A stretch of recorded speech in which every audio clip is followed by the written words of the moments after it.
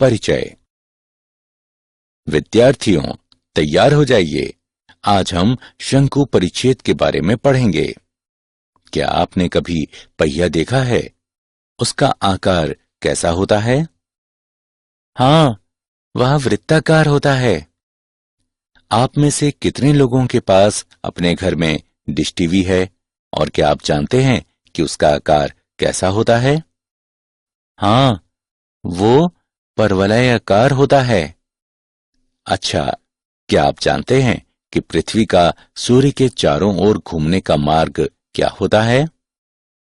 हाँ, वह दीर्घवृत्तीय होता है। तो अंततः कौन मुझे बताएगा कि इस वस्तु का आकार कैसा है? वह अति परवलयाकार है। इस पाठ में आप सीखेंगे कि इन आकारों का विश्लेषण कैसे करते हैं और विभिन्न वस्तुओं की परिकल्पना में इनकी क्या भूमिका है। उद्देश्य।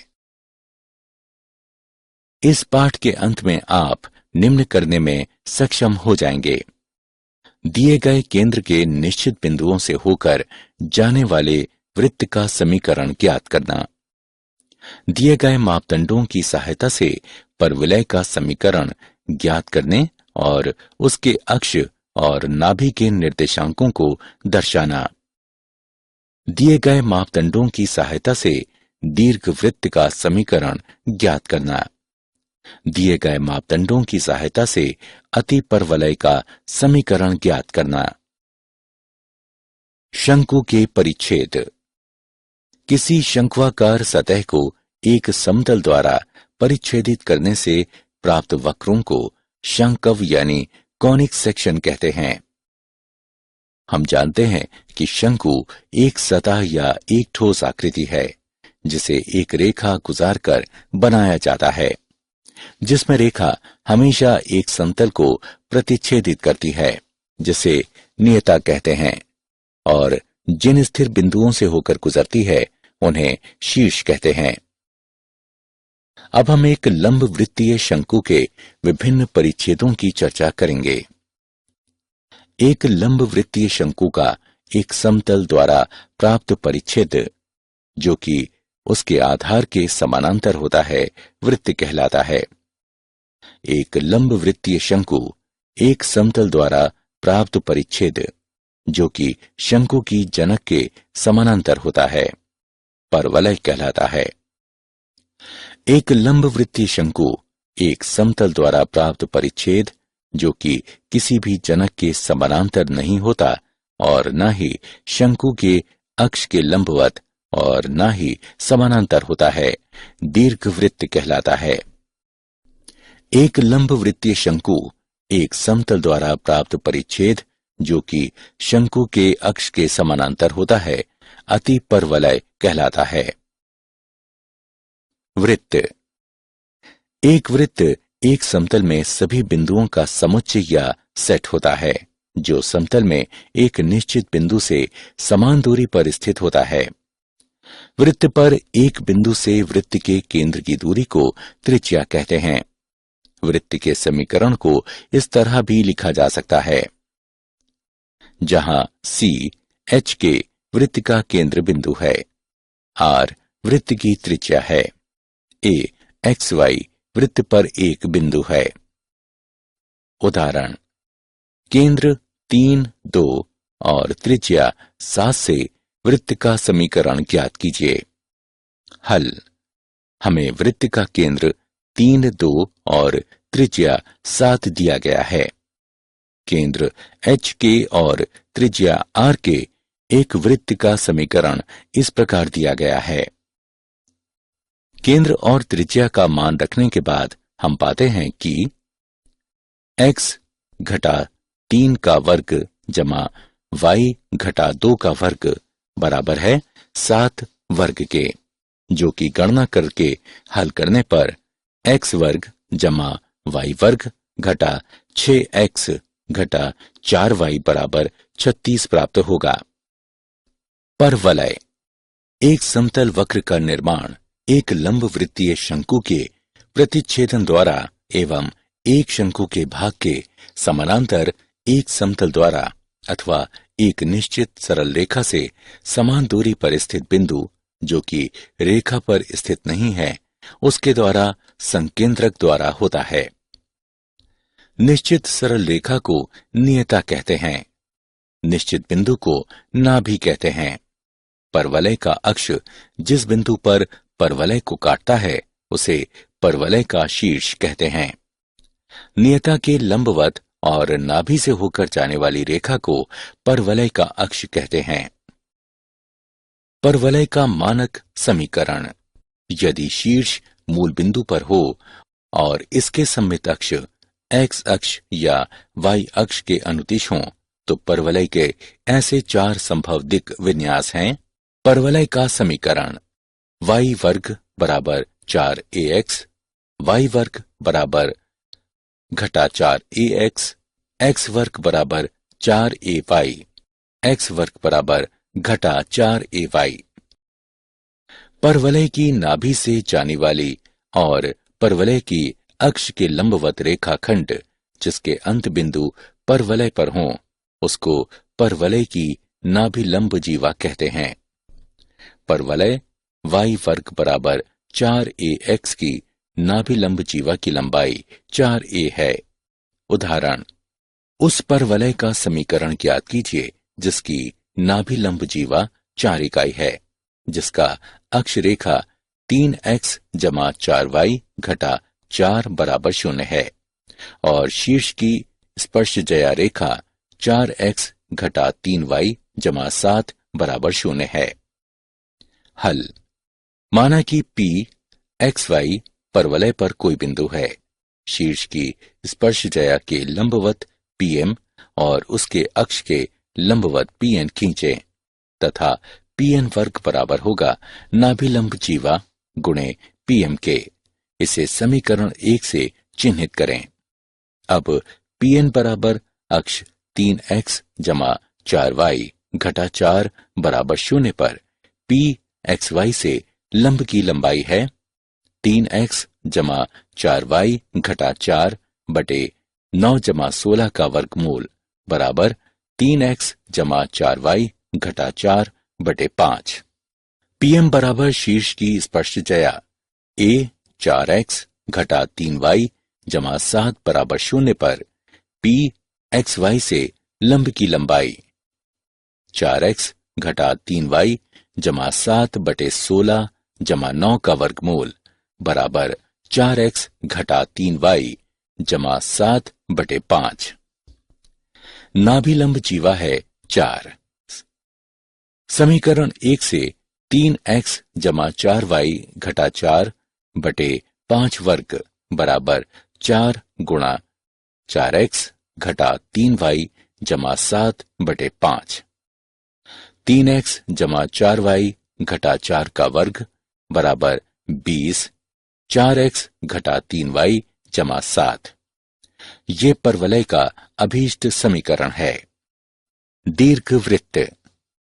एक दीर्घवृत्त एक तल के उन बिंदुओं का समुच्चय है जिनका तल में दो स्थिर बिंदुओं से दूरी का योग अचर होता है।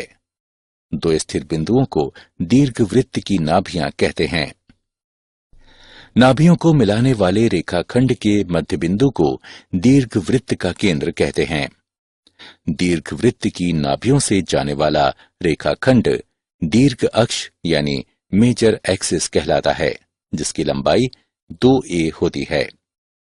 केंद्र से जाने वाला और दीर्घ अक्ष के लंबवत रेखाखंड लघु अक्ष यानी माइनर एक्सिस कहलाता है, जिसकी लंबाई 2b होती है। दीर्घ अक्ष के अंत बिंदुओं को दीर्घवृत्त के शीर्ष कहते हैं। नाभियों की दूरी को 2c से निरूपित किया जाता है। दीर्घवृत्त की उत्केंद्रता दीर्घवृत्त के केंद्र से नाभि और केंद्र से शीर्ष की दूरियों का अनुपात है, अर्थात E बराबर C बटा A। दीर्घवृत्त का मानक समीकरण। यदि दीर्घवृत्त का केंद्र मूल बिंदु पर हो और नाभियां x अक्ष या y अक्ष पर स्थित हों तो ऐसे दो दिक् विन्यास हैं। एक्स वर्ग बटा ए वर्ग जमा वाई वर्ग बटे बी वर्ग बराबर 1। एक्स वर्ग बटे बी वर्ग जमा वाई वर्ग बटे ए वर्ग बराबर 1। दीर्घवृत्त के नाभिलंब जीवा की लंबाई एक्स वर्ग बटे ए वर्ग जमा वाई वर्ग बटे बी वर्ग बराबर 1 घटा 2b वर्ग बटे ए है। उदाहरण, यदि नाभिलंब जीवा की लंबाई नाभियों के बीच की दूरियों के बराबर हो तो दीर्घवृत्त की उत्केंद्रता ज्ञात कीजिए। हल, नाभियों के बीच की दूरी बराबर नाभिलंब जीवा की लंबाई का 2ae बराबर 2b वर्ग बटे ए अथवा ae बराबर ए वर्ग 1 घटा ई वर्ग बटे ए अथवा ई बराबर 1 घटा ई वर्ग अथवा ई वर्ग जमा ई घटा 1 बराबर 0। ई बराबर घटा 1 जमा घटा 1 जमा 4 का वर्गमूल बटे 2 बराबर घटा 1 जमा घटा 5 का वर्गमूल बटे 2। दीर्घवृत्त के लिए 0 जो छोटा है ई से, 1 जो बड़ा है ई से। अस्वीकृत या उपेक्षित ई बराबर घटा 1 घटा 5 का वर्गमूल बटे 2 जो कि छोटा है 0 से। हमें प्राप्त होता है ई बराबर 5 का वर्गमूल घटा 1 बटे 2। अतिपरवलय, एक अतिपरवलय तल के उन सभी बिंदुओं का समुच्चय है जिनकी तल में दो स्थिर बिंदुओं से दूरी का अंतर अचर या स्थिर होता है। दो स्थिर बिंदुओं को दीर्घवृत्त की नाभियां कहते हैं। नाभियों को मिलाने वाले रेखाखंड को अतिपरवलय का केंद्र कहते हैं। नाभियों से गुजरने वाली रेखा को अनुप्रस्थ अक्ष यानी ट्रांसवर्स एक्सिस कहते हैं। इसकी लंबाई 2a होती है। अनुप्रस्थ अक्ष के लंबवत और केंद्र से होकर गुजरने वाली रेखा को संयुग्मी अक्ष यानी कॉन्जुगेट एक्सिस कहते हैं। इसकी लंबाई 2b होती है। अतिपरवलय अनुप्रस्थ अक्ष को जिन बिंदुओं पर काटता है उन्हें अतिपरवलय का शीर्ष कहते हैं। दोनों नाभियों के बीच की दूरी को 2c से निरूपित करते हैं। अतिपरवलय की उत्केंद्रता अतिपरवलय के केंद्र से नाभि और केंद्र से शीर्ष की दूरियों का अनुपात है, अर्थात E बराबर C बटे A, चूंकि C बड़ा है और बराबर है A से, इसलिए उत्केंद्रता कभी भी 1 से कम नहीं होती है। अतिपरवलय के मानक समीकरण। अतिपरवलय का केंद्र मूल बिंदु पर और नाभियां X अक्ष और Y अक्ष पर स्थित हों तो ऐसे दो दिक् विन्यास होंगे, x वर्ग बटे a वर्ग घटा y वर्ग बटे b वर्ग बराबर 1, y वर्ग बटे a वर्ग घटा x वर्ग बटे b वर्ग बराबर 1। अतिपरवलय की नाभिलंब जीवा की लंबाई 2b वर्ग बटे a है। उदाहरण, यदि संयुग्मी अक्ष की लंबाई 5 हो और उनके नाभियों के बीच की दूरियां 13 हों तो अतिपरवलय का समीकरण ज्ञात कीजिए।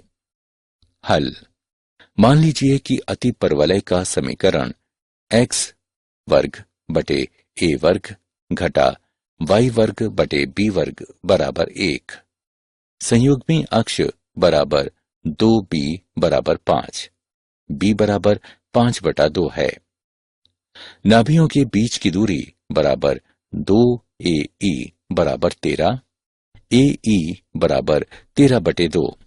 अब b वर्ग बराबर a वर्ग e वर्ग घटा 1, a वर्ग जमा b वर्ग बराबर a वर्ग e वर्ग, a वर्ग जमा 5 बटे 2 का वर्ग बराबर 13 बटे 2 का वर्ग, a वर्ग बराबर 13 बटे 2 का वर्ग घटा 5 बटे 2 का वर्ग बराबर 36। अति परवलय का समीकरण x वर्ग बटे 36 घटा y वर्ग बटे 25/4 बराबर 1, अर्थात x वर्ग बटे 36 घटा 4y वर्ग बटे 25 बराबर 1। क्या आप जानते हैं, यूक्लिड प्राचीन यूनान का एक गणितज्ञ था। उसे ज्यामिति का जनक कहा जाता है। उनके ग्रंथ गणित के इतिहास में गणितीय शिक्षण के लिए सबसे सफलतम कृति है। रने डेकार्ट ने ज्यामिति के क्षेत्र में एक महत्वपूर्ण योगदान दिया। उसने वैश्लेषिक ज्यामिति का विकास किया। सारांश। आइए हमने जो कुछ सीखा है उसे संक्षेप में दोहराएं। वृत्त समतल के उन बिंदुओं का समुच्चय होता है जो तल के एक स्थिर बिंदु से समान दूरी पर होते हैं। केंद्र एच के और त्रिज्या आर के एक वृत्त का समीकरण है। एक परवलय तल के उन सभी बिंदुओं का समुच्चय है जो एक निश्चित सरल रेखा और तल के एक निश्चित बिंदु जो रेखा पर स्थित नहीं है उससे समान दूरी पर हैं। नाभियों ए 0, ए जो 0 से बड़ा है और नियता x बराबर घटा a के परवलय का समीकरण है। परवलय की नाभि से जाने वाली और परवलय की अक्ष के लंबवत रेखाखंड जिसके अंत बिंदु परवलय पर हों उसको परवलय की नाभि लंब जीवा कहते हैं।